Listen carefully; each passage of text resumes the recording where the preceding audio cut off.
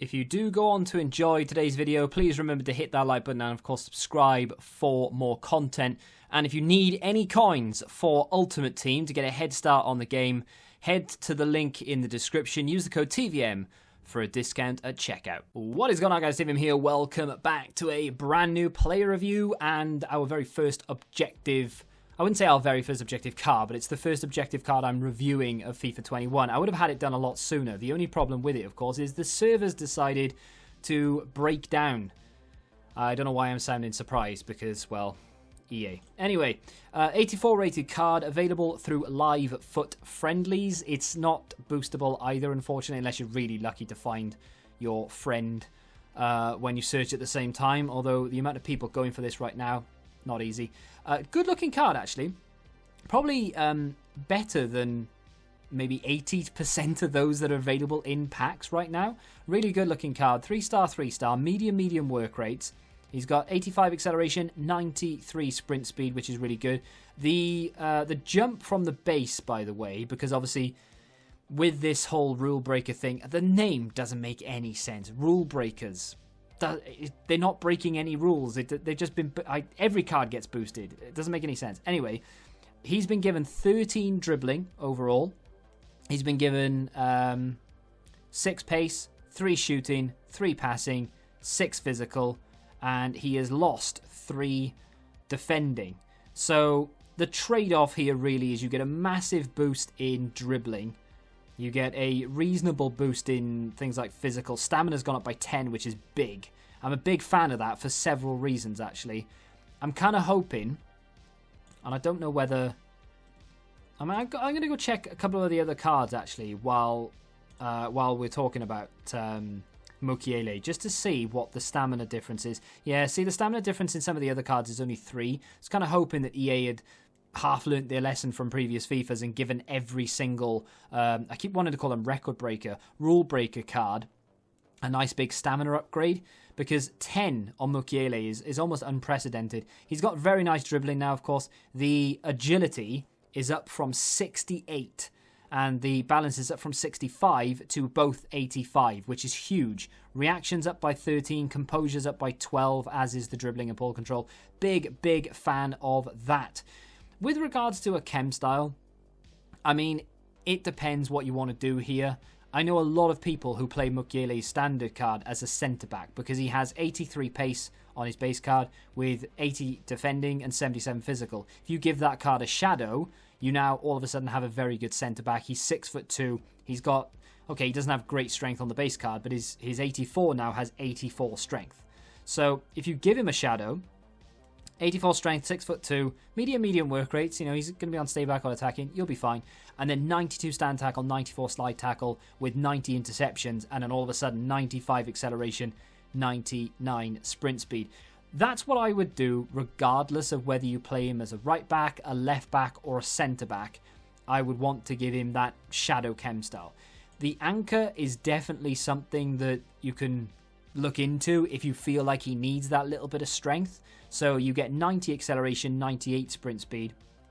You do boost up the defensive stats. It's not a massive difference. You lose 5 slide tackle and you lose 5 interceptions. So you still got really good defensive stats. But then, of course, you do get the 94 strength and extra jumping. He's already 6'2", and he's already got 96 jumping. So it's not like a massive difference.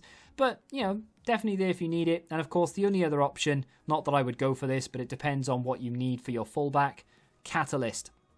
Give him that acceleration boost, sprint speed, you know, 95, 99, but then, of course, you improve the crossing. So if you do play your fullbacks on overlap, you've now got someone who's got 92 crossing. How does he play in game? Well, I mean, I played him as a fullback. I did dabble with him as a centre-back, but, I mean, the team that I'm using him in, I'm kind of happy with my centre-backs anyway, and I'm really trying to find out how I can fit this guy into a team, like a proper weekend league team. So the team that I've used him in is sort of like a makeshift thing, but I used him in his natural position, and he's very good. I wasn't really upset by his positioning. I thought maybe his positioning would let him down a little bit, but it doesn't. He seems to be in the right place at the right time. He is told to stay back while attacking, and he does adhere to that for the most part.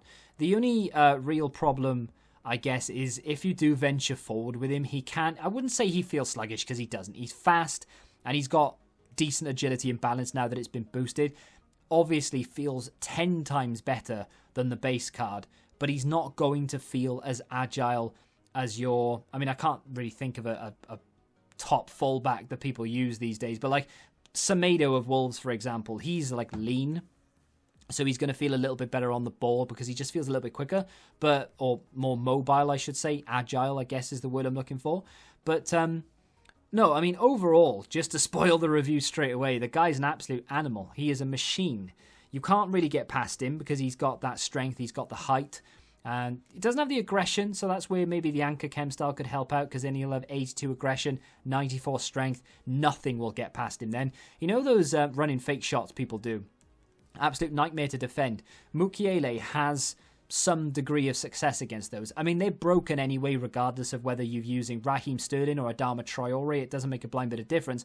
Generally speaking, when you are next to a defender and you do a running fake shot, you can sort of half glitch past him. Mukiele will put up a fight there. He will fight tooth and nail to get that ball back again, or at least just to bundle the guy over. The unfortunate thing about that is if you're up against someone with low strength, Mukiele will win the ball back, but he will go through the player to get that ball. You will give away free kicks and, unfortunately, penalties quite a lot. Now, they're broken in this game anyway. You can give away a penalty just by looking at a striker the wrong way. So just bear that in mind. If you do go shoulder to shoulder inside the penalty area, whatever you do, do not try and tackle. I know it sounds stupid, but just don't put out a leg.